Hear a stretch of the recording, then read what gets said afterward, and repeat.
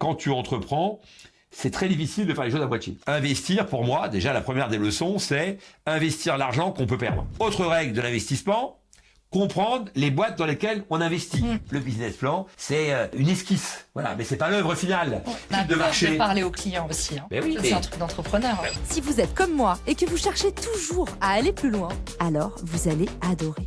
Avec HubSpot, dites adieu aux opportunités manquées. Leur plateforme client unifiée et alimentée par l'IA intègre des logiciels d'engagement client et un CRM vraiment intelligent. Ne me croyez pas sur parole. Découvrez par vous-même comment HubSpot peut accélérer votre croissance en alignant vente, marketing et service client. Rejoignez la révolution HubSpot et rendez-vous sur notre page hubspot.fr/marketingsquare pour découvrir ce qu'on vous a concocté. Bonjour à tous et bienvenue dans ce nouvel épisode de Marketing Square. Aujourd'hui, je suis accompagnée de Jean-Pierre Nadir et on va parler de comment devenir investisseur. Jean-Pierre, bienvenue pour ton premier Marketing Square. C'est vrai, parce que certains en font plusieurs. Oui, effectivement, ouais. Tu peux être réinvité si ça se passe bien et On si va tu voir. n'es pas trop bavard. Ouais, alors ça, c'est pas gagné. Parce qu'on a mis très longtemps à lancer l'émission et on s'est fait réprimander par la prod. Voilà. Jean-Pierre, je te propose un petit jeu pour commencer Très bien. ton épisode de Marketing Square. Tirer une carte qui donnera un petit peu le ton de notre épisode. Ah bah c'est très bien, optimiste. Optimiste. J'ai de la chance. Mais toutes les cartes, on peut voir les autres parce que j'ai l'impression... Le jeu est truqué. L'optimisme, on en parlait juste avant. Et aujourd'hui, je voulais justement qu'on parle de l'investissement et qu'on parle un peu de cette nouvelle tendance qu'ont tous les entrepreneurs à vouloir devenir maintenant investisseurs. Finalement, c'était tous entrepreneurs, maintenant c'est tous investisseurs. On peut de plus en plus investir facilement. Pour moi, tu es une figure de proue de justement l'investissement. Tu es dirigeant du groupe Fairmove. Tu as aussi lancé Fairmove Invest, qui permet justement de devenir acteur de ce voyage responsable, durable que toi tu défends. Il y a une mouvance à l'investissement. Comment est-ce que toi tu as fait le pivot? Non, mais je pense qu'il y a une mouvance d'abord pour des raisons donc qu'il faut rappeler, donc qui sont des raisons fiscales. C'est-à-dire qu'en fait, la plupart des entrepreneurs donc ont leurs actions dans des holdings. Le jour où tu vends donc ta boîte, donc t'as de l'argent dans cette holding et si tu veux qu'elle soit pas fiscalisée, que l'argent soit pas fiscalisé, il faut en réemployer une partie. C'était 50% avant, donc sur 2 ans. Maintenant, c'est 60%. Et donc, c'est ce qui explique que plein de gens donc réinvestissent. Donc cette idée donc qui en fait aidée donc au moment des pigeons donc quand sous Hollande, quand Macron était ministre des Finances, donc ou de l'économie, pardon. Donc c'est une excellente réponse puisqu'en fait, ça a créé un écosystème, ça crée une dynamique, ça crée effectivement donc un trait d'union entre ceux qui ont réussi et ceux qui se lancent. Ceux qui ont réussi ont le sentiment, à tort ou à raison, d'avoir compris un certain nombre de choses. Ouais. Ceux qui se lancent ont besoin d'un peu de mentorat, mais aussi évidemment donc de moyens. Dans la recherche de moyens, le early stage, le début de la boîte est souvent compliqué à financer donc par des fonds d'investissement qui n'ont pas forcément donc eux les codes pour comprendre donc un projet qui fait pas encore de chiffre d'affaires ou qui en fait très peu, ça rentre pas dans leur thèse d'investissement.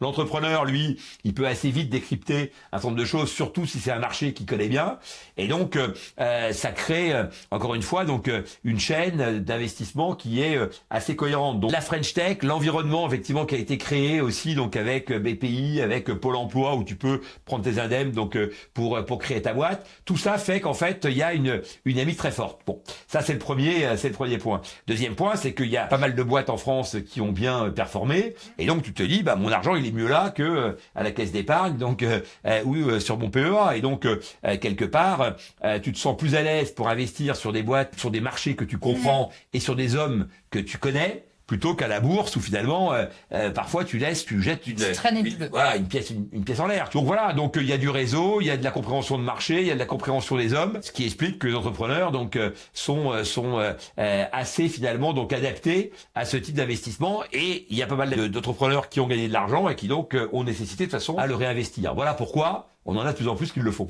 Et c'est vrai qu'on entend souvent, oui, j'ai envie de redonner dans l'écosystème. Et t'as raison, derrière, il y a aussi cette histoire de défiscalisation. Mais pour le meilleur, Mais c'est toujours plus politique de dire j'ai envie de redistribuer plutôt que de dire j'ai envie de multiplier, tu vois. Et en fait, il y a les deux. Voilà, donc tu peux. Et d'ailleurs, pourquoi opposer en général, tu vois, c'est-à-dire que là encore, parce qu'on parle d'optimisme, soyons optimistes, quoi. On peut effectivement donc faire le bien et gagner sa vie, et tant mieux. Tout bénef. Voilà. Double effet qui se coule. Et on peut même faire le bien pour l'entrepreneur, faire le bien pour la planète et gagner sa vie. Tu vois, là, c'est le triple. Là, t'as même un bonus strike, tu vois. Et comment est-ce que toi, t'as commencé alors justement à investir? Est-ce que t'as investi un petit ticket, un gros ticket? C'est ça dont je veux parler aujourd'hui. Ouais, bonne question. D'abord, encore une fois, j'ai commencé à investir quand j'ai eu des ronds. Voilà. Donc, et moi, j'ai eu des ronds vers 40 ans, tu vois. Donc, moi, j'ai été très, très mou du genou. J'ai gagné de l'argent assez vite, en fait, puisque je me suis lancé, donc, concrètement, mes premières expériences, c'était 16 ans, mais ma première boîte, c'est 21 ans. Et la première fois où j'ai du fric, donc, c'est 23 ans. J'ai 1 million de francs à l'époque. Voilà. Donc, parce que j'ai entrepris, j'ai vendu, etc. Et donc, me voilà avec 1 million de francs. Et donc, là, j'ai tout réinvesti sur moi. Et donc, au début, de 23 à 40, tout mon parcours, ça a été d'investir sur le mec que je connaissais le mieux et sur celui que j'appréciais le plus, c'est-à-dire moi. Bon. Et donc, oui, parce que moi, je m'aime bien. Je m'attendais à un associé. Mais non, pas du tout. C'est-à-dire que, voilà, moi, j'ai toujours été copain avec moi-même. Ouais. Voilà, et j'ai toujours considéré que j'étais... ta principale ressource. Ouais, que finalement, mes qualités devaient me permettre effectivement donc d'y arriver compte tenu du fait que j'étais sans limite, que je donnais tout, que j'allais au bout des choses, etc.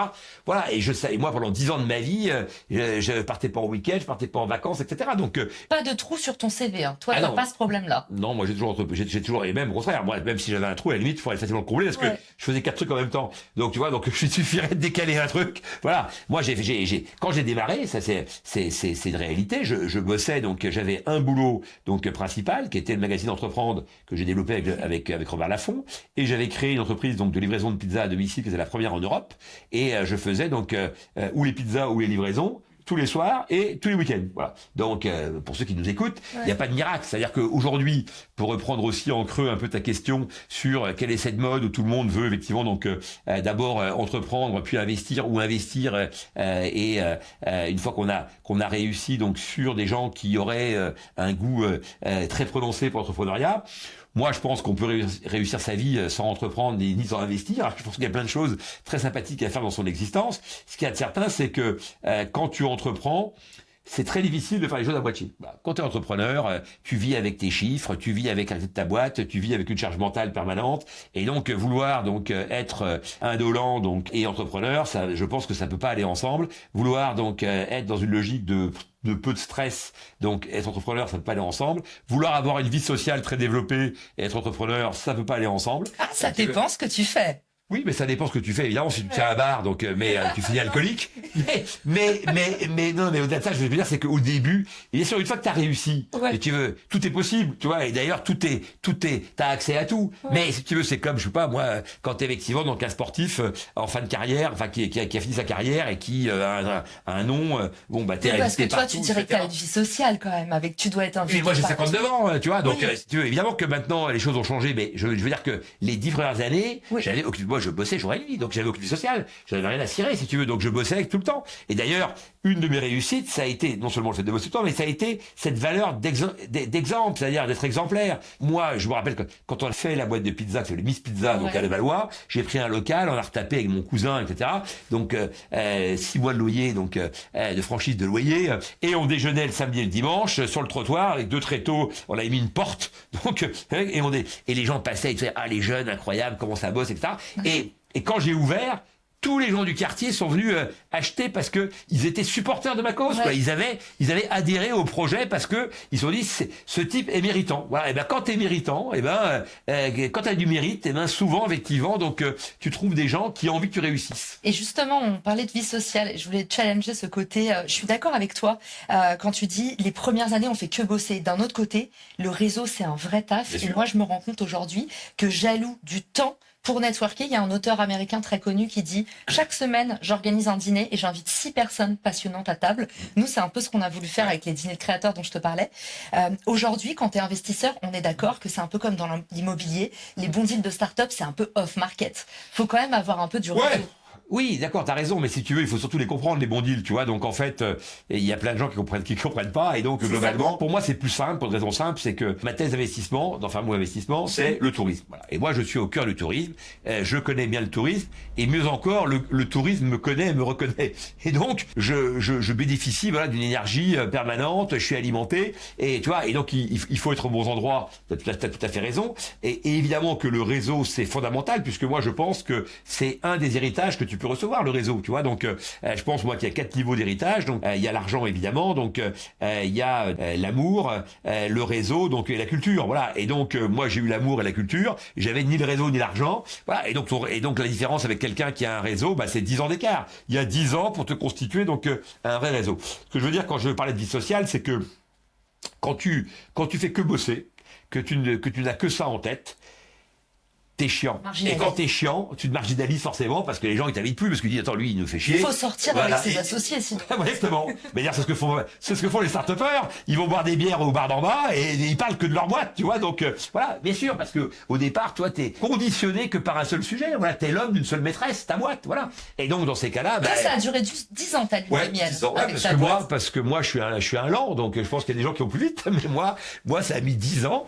Ouais, 10 ans. Alors que tu vois donc à 23 ans avec mon million, donc j'aurais pu effectivement donc me taper des vacances, une bagnole, des jacuzzi avec des pépés et du champagne comme on voit dans les clips donc de rappeurs, tu vois. Mais c'était pas du tout moi mon principe. Moi mon principe c'était un principe d'agriculteur parce que ma grand-mère et mes grands-parents étaient agriculteurs et donc de dire voilà je laboure mon champ, j'achète un deuxième champ, un troisième, voilà et je construis donc progressivement avec des fondations qu'on espère plus ou moins solides, quoi. Voilà. Et alors, comment tu as investi tes premiers écus ou ton premier million? Alors, ça c'est très bonne question. Alors, mon premier million intégralement sur moi, donc ça au moins c'était clair, c'était facile, tu vois. Donc quand j'ai commencé à avoir des frics, donc sur toi, mais pour développer tes projets, parce que parfois investir sur soi, c'est presque s'acheter son propre temps, ce qui est ironique, je te l'accorde, mais ça va être prendre soin de soi, aller au spa. Oui, c'est ça. Oui, non, c'était pas du tout. Moi, éventuellement, j'aurais acheté un spa. Une formation, investir dans une formation. Oui, j'avais. Non mais ce qui est pas con, c'est-à-dire que tu vois, mais moi j'avais pas le temps, c'est-à-dire que je suis l'addition de plein de lacunes. Moi j'ai énormément de lacunes dans plein de sujets, voilà que j'ai compensé, que j'ai parfois effectivement donc réglé, donc tu vois donc que j'ai aussi dépassé, mais globalement donc voilà j'ai fait un petit BTS, je me suis lancé très tôt et donc quand je me suis lancé j'avais aucune notion ni de comptabilité ni de juridique ni de rien du tout. J'avais voilà des notions de marketing et de com, c'était le domaine dans lequel j'avais fait mon BTS. J'ai fait des écoles de pub, j'ai toujours considéré que chemin faisant j'allais apprendre et que de toute façon je trouverais toujours des solutions et que comme je comprends vite, voilà j'allais pouvoir analyser les situations et trouver des réponses. Voilà bon des fois si tu veux donc tu vois c'est comme le saut élastique quand t'en parles comme ça donc avec des potes en buvant une bière tout le monde rigole et quand t'es en haut du truc et qu'il faut sauter c'est ça en fait l'entrepreneuriat, tu vois. Investir c'est quoi? Investir pour moi déjà la première des leçons c'est investir l'argent qu'on peut perdre. Voilà. Je pense qu'il y a des gens qui investissent de l'argent dont ils ont besoin. Alors là, c'est catastrophique. Parce que si tu dis dans 2 ans j'en aurai besoin, tu sais quand tu rentres, tu sais jamais quand tu sors. La moyenne des sorties c'est quand même 5-6 ans plutôt que 2 ans. Hein, donc deuxième remarque importante, ce qui est toujours la même mais qu'il faut toujours rappeler, qui est de dire évidemment cet argent tu peux le perdre. Donc troisième remarque, donc tout aussi importante, c'est il faut répartir ton investissement sur au moins si t'y vas. Voilà, ou alors t'y vas pas. Ah, tu fais un all-in.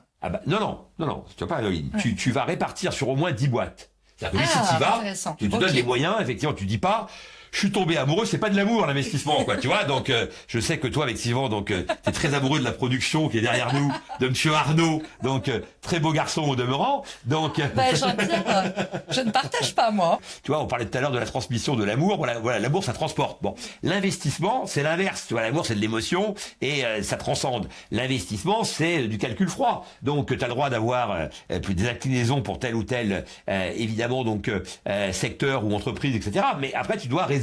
Voilà, c'est le raisonnement. Et donc, tu vas te dire, je peux perdre mon argent, même quand j'ai pris toutes les précautions, eh bien, à la fin, je peux quand même perdre. Donc, comme tu sais que sur 10, t'en as 1 ou 2 qui vont réussir, et en général, c'est plutôt 1 que 2. Que t'en as 2 ou 3 qui vont vivoter, et que t'en as 4 ou 5 qui vont s'arrêter. Voilà, ou 6 qui vont s'arrêter. Voilà.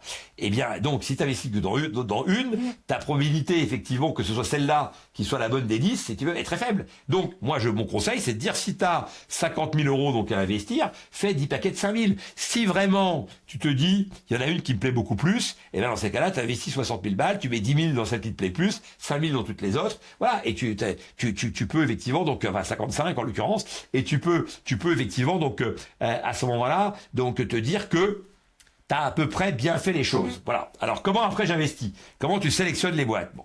Alors, lui, t'as plein de plateformes, hein, donc moi... C'est génial, il fait les questions à ma place. Je vais aller me faire un café. Je sens que t'es pas très à l'aise avec le gars qui fait des questions-réponses. Ah non, moi j'adore. Ah non, j'adore. D'accord. Donc, je continue, du coup. Oui, bah, Donc, j'allais te aujourd'hui, il y a demander. plein de plateformes. Donc, moi, je suis partenaire de Tudigo. Ouais. Femme ou investissement, je l'ai créé avec Tudigo. Donc, qui est une plateforme de, donc, moi, j'appelle ça, donc, l'épargne populaire, quoi. C'est-à-dire donner accès, donc, à tout le monde à l'investissement en start-up, qui n'était pas forcément dans quelque chose de très répandu, donc, précédemment. Et donc, moi, je suis adossé à eux parce qu'ils ont l'AMF, parce que, donc, des analystes, ils ont 4-5 analystes, etc. Et donc, voilà, c'est très confortable. Il pré-trie les sujets, en fait. Alors on le fait ensemble, c'est-à-dire que en fait grosso modo donc on a dit moi c'est la division travel, voilà. Et alors travel au sens très large parce que c'est tout ce qui permet de faire la transition écologique dans le voyage, hein, qui contribue, donc ça peut aller d'un purificateur d'eau, donc à un gars qui fait j'ai vu aménager. exactement, donc tout à fait, donc à un gars qui fait des matelas, donc en passant par quelqu'un donc qui ferait des pommeaux de douche. Enfin, tu vois, bon, il y a vraiment effectivement donc tout ce qui va servir à limiter l'impact du tourisme sur la planète, voilà, qui est quand même le grand enjeu du tourisme. Bon. Et pourquoi je le fais dans le cadre d'un club deal? Parce que moi-même j'investis. Mais du coup, ça me fait encore un clin d'œil, ça me fait un levier donc de développement donc plus conséquent, puisque évidemment si moi je mets 5 et que les gens mettent avec moi, eh bien on va pouvoir financer beaucoup plus de boîtes que si je mets tout seul. Voilà. Donc c'est un peu ça l'idée. Et donc dans ces plateformes, eh bien on trouve effectivement donc des startups qui cherchent donc de l'argent, qui sont à différents stades de développement, mais qui souvent sont pas encore assez matures pour faire des séries A, donc d'aller voir des fonds d'investissement. Et donc toi, C'est ce qui s'appelle la love money un peu. Oui, alors de la love money sans être love, parce que du coup tu connais pas les mecs. Donc mais c'est comme des BA, c'est un petit peu comme des BA. Mais la love, c'est souvent des gens qui t'aiment bien, oui, et qui se disent Caro elle est sympa, j'investis sur elle, etc. Donc tu vois, ou sur Arnaud, etc. Parce que je le connais bien, et que voilà, ou sur les deux, encore mieux. Voilà. Donc mais là tu te dis, ok, les mecs ont l'air cool, parce qu'ils ont des vidéos et ils expliquent ce qu'ils font, mais toi tu les connais pas, mais tu vas essayer quand même de juger. Il y a des masterclass, des lives, etc. où tu peux poser des questions pour dire attends, dis donc Pépère, je comprends pas ton business plan, pourquoi tel truc, pourquoi tel truc ça. Donc, une autre règle de l'investissement, comprendre les boîtes dans lesquelles on investit. Souvent, les gens investissent dans des boîtes, ils savent même pas ce qu'elles font. Et tu veux, mais le nom est joli. Voilà, il y a la hype. Ils ont vu le mec à la télé, je sais pas quoi. Le gars, il est sur les réseaux. Enfin, ok, très bien, super. Mais c'est quoi son métier, tu vois? Et en quoi, toi, tu comprends pourquoi cette boîte va se développer? Voilà, moi, c'est ça qui m'intéresse. Tu peux te tromper, et on peut se tromper ensemble. Voire même, on s'est pas trompé, mais quelqu'un fera beaucoup mieux que nous et va délivrer plus vite, etc. Donc, on n'est pas sûr de réussir. Mais au moins, on comprend la vision. Voilà, parce que l'entrepreneur, il vient, il te propose une vision. Donc, actuellement, de dire, est-ce que j'adhère à ça, je comprends ce marché, et je me dis, ok, ça va, effectivement, donc ça devrait bien fonctionner parce qu'il y a un marché qui monte. Deuxième élément, tu peux juger déjà du chiffre d'affaires qu'il fait en disant, mais attends, est-ce que vous faites un peu de chiffre d'affaires? Tu vois, le mec dit, oui, je fais un peu de chiffre d'affaires, alors est-ce que ça monte, qui achète ça, donc, et pourquoi on va réussir à se développer, etc. Donc ça, c'est le deuxième aspect, c'est quand même qu'il y ait une preuve de concept validée par le marché avec des gens qui achètent, voilà. Pas besoin d'un business plan sur 5 ans. Si, il faut sur 5 ans, mais tu serais là qui sera jamais délivré. Mais c'est toujours un peu. Tu sais très bien que par définition, le business plan, c'est une esquisse. Voilà, mais c'est pas l'œuvre finale. Ouais. L'œuvre finale, des fois, tu pivotes complètement et tu fais un truc qui a rien à voir avec le sujet de départ. On a tous vécu ça. Et il faut avoir cette agilité. Imagine un cadre qui serait fermé, mais le mec, alors là, tu limites toutes ses chances d'y arriver. Parce que comment veux-tu que par avance, il puisse savoir tout ce qui va se dérouler devant lui? Et puis des fois, il n'y a pas que des mauvaises choses, il y a des opportunités qui se présentent, il faut savoir les saisir, tu vois. Donc globalement, si tu veux, c'est la troisième règle, c'est de te dire, est-ce que les gens qui portent ce projet auront la capacité à délivrer, si tu veux, donc la vision et la promesse qui est faite donc au public. Voilà, c'est-à-dire quand je dis au public, c'est-à-dire aux clients, voilà, qu'ils soient B2B donc ou B2C. Voilà. Donc ça, c'est déjà tes trois éléments fondamentaux, c'est-à-dire le marché, tu vois, le concept tel qu'il t'est proposé, voilà, et l'équipe qui va devoir délivrer tout ça. Et sur ces plateformes, tu as encore une fois la capacité de poser des questions, d'interagir, etc. Tu te renseignes parce que tu dis, bah tiens, c'est le marché de la coiffure, bah donc je vais, à la limite, qu'est-ce que tu fais? Tu fais tout bête, tu rentres chez un coiffeur et tu dis, dites donc, comment vous faites vous pour tel aspect, etc. Le mec il dit, oula, ça moi j'ai réglé ce problème comme ça et tout. Et mais s'il y avait une solution, ah bah ça pourrait m'intéresser et vous seriez capable de payer 15 € par mois, j'en sais, voilà. Et tu dérisques. T'interroges 4 mecs, t'as la réponse. Les gens ont toujours l'impression de faire des grandes études de marché. De parler aux clients aussi. Hein. Ben oui, c'est un truc d'entrepreneur. Ben oui, tout le temps. On préfère parler à notre mère, à nos potes ou aller voir chez les concurrents, mais... Non, mais moi, je parlais à tout le monde. Moi, dans le bus, partout, etc., je parlais des gens. Déjà, des fois, des gens se disent, mais ce type est complètement cinglé, etc. Mais moi, je parle, tu vois, à plein de gens, je pose des questions, etc. Donc, à tous les niveaux, etc. Des fois, tu vois, des questions même perso, etc. Parce que c'est comme ça que tu te nourris. Ouais, C'est-à-dire qu'en fait, si tu veux, moi, j'ai une formule là-dessus que je vais donner, donc, ici, pour ceux qui m'auraient pas déjà vu, puisque je crois qu'ils pensaient voir Bourbon. Donc, du coup, beaucoup de gens sont déçus. Alors, sur Instagram, Ouais. j'ai mis un petit sondage et tout le monde pensait que c'était Anthony Bourbon aujourd'hui. Et donc du coup ils sont vachement déçus. J'aurais dû commencer dès le départ par essayer de me justifier. Désolé les gars, s'il en reste. Donc s'il en reste quelques-uns, donc je m'excuse. Il est déjà venu Anthony, hein. Oui. C'est tout. Faut faire il en faut pour tout le monde. Bien sûr, mais t'as dit qu'on pouvait revenir parfois. Exactement. Donc il reviendra. Ouais. Et donc je dis en fait l'investissement, si tu veux, c'est de la sociologie avec une calculette. Voilà. C'est-à-dire que tu observes des choses et tu dis bah tiens pourquoi apparemment il y a une tendance pour faire ci ou pour faire ça. Bah si tous les gens qui sont comme ça font ça, alors ça fait quand même un marché de X, etc. Voilà. Et donc tu vois, t'essayes effectivement de projeter en permanence. Et il te faut des référents. C'est-à-dire qu'à un moment donné, il faut avoir des éléments sur les grands marchés, les grandes tendances, etc. Voilà, donc il faut se nourrir. Et donc pour se nourrir, bah tu lis les journaux. Hein. Moi, je conseille à tout le monde de lire les Échos ou les pages saumon donc du Figaro tous les matins. Rien qu'avec ça, déjà, t'as un petit vernis au bout de quelques mois. Donc microéconomique, tu peux avoir une petite vision macro. Voilà, et avec ça, effectivement, donc tu peux te lancer. Voilà les différentes règles pour faire un investisseur heureux. J'ai une dernière question pour toi, c'est concernant ton point numéro 2, la valorisation. Aujourd'hui, c'est encore une fois un peu un écran de fumée, on comprend pas trop. Souvent, dans tes émissions, les mecs eux-mêmes, ils sont perdus alors qu'ils ont préparé leur pitch. Ouais. Comment on fait aujourd'hui, si là, tu devais coacher un jeune, ton neveu, qui lance sa boîte, comment est-ce qu'on fait pour valoriser sa boîte? Parce que même sans lever tes fonds, c'est toujours important de comprendre un peu la valo et comment est-ce qu'on peut la calculer. Non, mais la valo, pour moi, donc elle est assez simple, effectivement, donc à appréhender. Donc tu te projettes donc au moment de la sortie, si tu veux, donc 3, 4, 5 ans, ce que les éléments qu'on a déjà donc indiqués, et tu dis, ben moi je pense que la boîte fera tant de chiffre d'affaires et sortira tant de résultats, et donc on pourra la vendre à tel prix. La question récurrente à ce moment-là, elle est de dire, mais à qui? Parce que grosso modo, donc dès le départ, tu peux avoir en tête non pas qui, des fois ça arrive, il faut t'es qui, mais voilà, en général c'est plutôt quel type d'acheteur, tu vois, donc et donc tu vois, parce que tu peux très bien faire un truc qui marche très bien, mais il y a personne pour acheter parce qu'en fait ça intéresse personne, tu vois, t'es sur un marché, bon voilà, et donc ça c'est sûr que mais par contre à l'inverse, t'as des marchés industriels qui sont hyper challengés, où t'as des mecs qui consolident en permanence et où tu sais qu'effectivement donc t'auras une valo. Donc la valo, elle est fonction de quoi? Elle est fonction donc en général donc de ton poids sur le marché, de la valeur industrielle de tes outils s'il y a des outils et des résultats que tu fais si résultat il y a, parce que des fois tu vends des boîtes qui n'ont pas de résultats. Et donc tout ça fait un multiple. Et donc où tu as un multiple de chiffre d'affaires, où tu as un multiple de résultats, voilà, qui en fonction encore une fois de la dynamique du marché, donc et des perspectives qui sont en face. Et donc tu as des marchés où les multiples sont faibles. Voilà, parce qu'en fait, c'est des marchés qui sont très liés à ta capacité individuelle, à délivrer. Tu vois, des marchés de conseil, etc. Bah, voilà, si t'as pas les mecs, tu vois. Donc là, les multiples sont relativement faibles, si tu veux. Et puis, si t'as un outil scalable avec un truc qui monte tout seul, et comme moi, j'avais sur le comparateur de prix. Tu vois, le comparateur de prix, ce qui est magique, c'est que tous les jours, j'avais des clics. Je vendais du clic. Que j'ai 100 000 clics dans la journée, ou que j'en ai 40 000, c'était pareil. Et donc, et même des fois, je me réveillais la nuit, et je me disais, il y a des gens qui sont en train de cliquer, je gagne de l'argent. Et là, je me rendormais paisiblement. Et est-ce qu'il y a un effet de hype qui joue dans la valorisation? Parce que ça, on en parlait du FOMO dans l'investissement. Souvent, les boîtes gonflent leur valo parce que tout simplement, il y a beaucoup de demandes, il y a un effet de hype. Attends.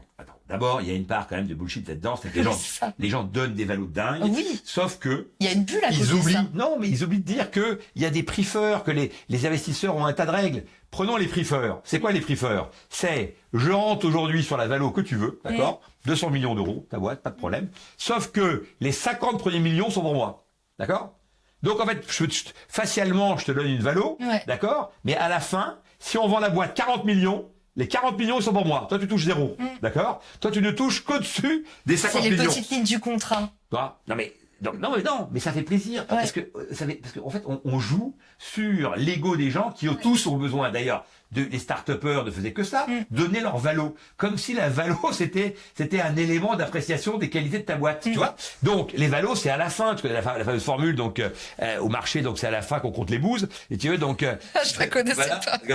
Ouais, donc c'est à la fin, ou c'est à la fin du bal qu'on paye les musiciens. Et tu vois, c'est-à-dire que tu peux donner en cours de match un certain nombre de trucs si tu veux, mais c'est à la fin du match qu'on compte le score. Il y a beaucoup d'équipes qui menaient 2-0 et dans les arrêts de jeu, elles sont que 2 buts, prolongation, boum, elles perdent. Tu vois, donc ou tir au penalty, elles perdent. Donc séance de penalty. Donc la réalité, c'est que si tu veux, il faut pas se mettre en tête les valos comme étant un marqueur fondamental. Il faut pas se faire avoir.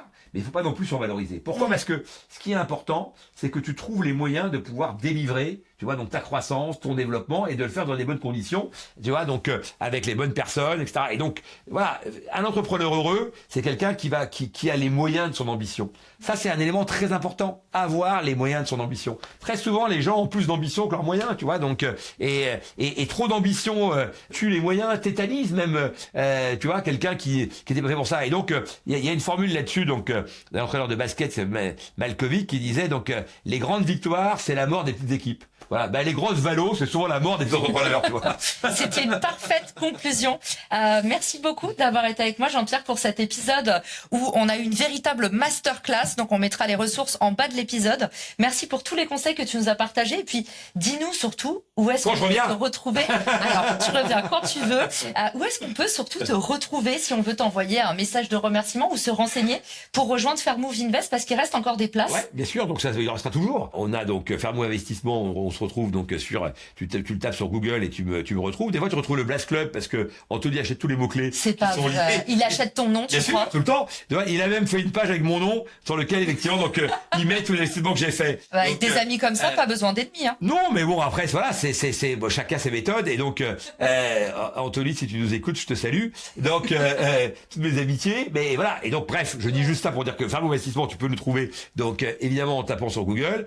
Au-delà de ça, moi, on peut me joindre sur LinkedIn, hein, donc en message privé. C'est LinkedIn ton réseau social préféré? Ouais. Alors après, je réponds pas à tout le monde tout le temps. Je réponds à beaucoup de gens, mais il m'arrive d'en louper. Donc avant, je disais, je réponds à tout le monde. Alors t'as toujours un gars pour dire, bah non, moi, voilà. Donc maintenant, je dis presque à tout le monde. Et n'hésitez pas à relancer, parce que souvent on néglige, on se dit on envoie un message, mais c'est vrai que la messagerie LinkedIn est quand même sacrément tordue. Mais ça va changer. Il y a des exclus sur la messagerie LinkedIn qui arrivent pour la fin d'année.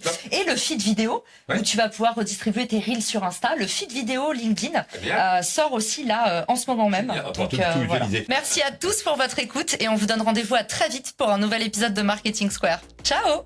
Ciao.